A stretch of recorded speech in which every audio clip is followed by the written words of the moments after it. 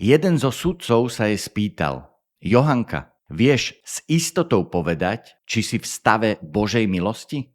Bol to však dokonalý teologický chyták, z ktorého zdanlivo nebolo úniku.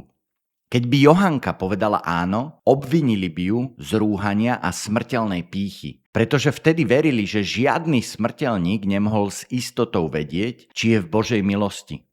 Keď by však povedala nie, verejne by priznala svoju vinu a podľa vtedajšieho chápania by potvrdila, že ju ovláda diabol. No Johanka bez akéhokoľvek vzdelania a s absolútnym pokojom odpovedala: Ak v nej nie som, nech ma do nej Boh uvedie.